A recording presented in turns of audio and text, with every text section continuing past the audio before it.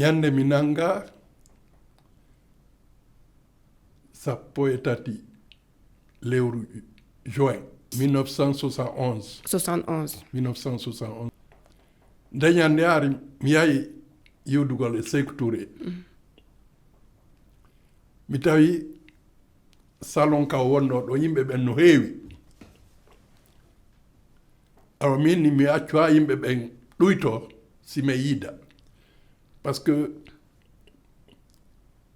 kadi komi woni directeur du bureau de presse makko komi wonno kadi directeur de la chaîne internationale de la radio la voix de la révolution o nomnolan kadi député ouais. Et j'étais professeur aussi à de Institut Polytechnique de Conakry. Oui. Donc mi piiji go ko welalla do falamo Hollande. Kono bar yimɓe ɓen ala yaltude kanko yiilan o traversi sal o fop o ari salmingolla o nimi bari est-ce que tu crois en Dieu? Mi jabaki parce que o landi lan wo simi ɗo hooli Allah. Ko wowi simi yeedi e Sékou Touré wona fi Allah me wolata ko fi golle. Donc landi kelan ɗum mi jabaki. O filliti o ni est-ce que tu crois en Dieu? Min mo wi je crois en Dieu, min mo wi miɗo hooli Allah ko goto. Ɗum o seeri mi jungo ngol longtemps. O yiltiti o yahi ka bureau makko. Oui. Jemma ɗon mi nanga. Dans la nuit du 13 au 14 juin 1971. Ko on jemma ɗon mi nanga. An ɗum ha joni saɗa siftoro ɗum saɗa manito ɗum. Wawata yejjitude. Wawata yejjitude. Ɓe naɓi mi noon Kamboaro. Ɓe naadimi e nder cellule. Une petite salle, cellule étroite. Suudu. Danki ala. Ɓittude. Date ala. Ɗo leliɗa ala ɗo leliɗa. Fus ala. Mi tun ka coin un petit pot. Un petit pot.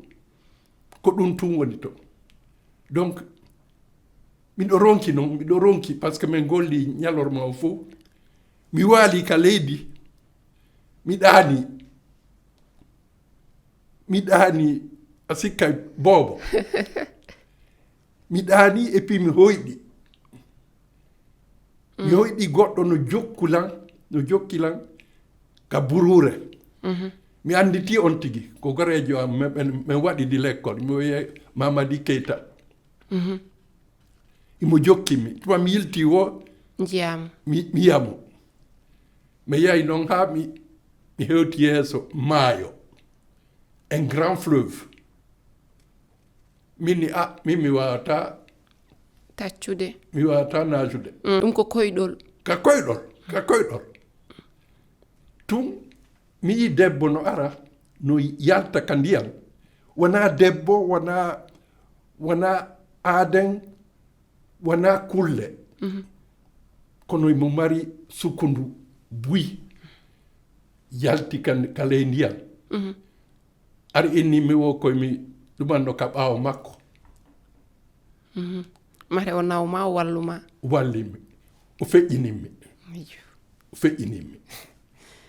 ar mi hewti telen to mi ndaari mi yaali han kadi wonnolan jokkude o ko on tuma garde jo on udditi baafal cellule on o inni vidange holko firti vidange c'est à dire ko ya ƴettu poohu won kun ɗon kun on po ɗon si ɓe fermi jemma ɓe udditata cellule on ha weeta siɗa faala si on tigi no faala coofude coofa ɗon sino faala wadde goɗɗum goo ko ɗon o waɗata bimbi noon 4 heures du matin ɓe uddita cellule ji ɗin ɓenna yo ya waɗon vidange on nokkure no ɗon ko toon hibbo ton ɗuma on looton po on gartiron ɓe artira on ka cellule ɓe soka on kadi donc ɗon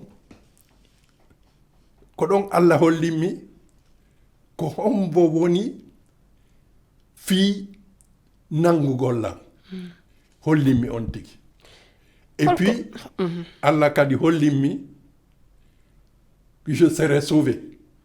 Mi hisoyay.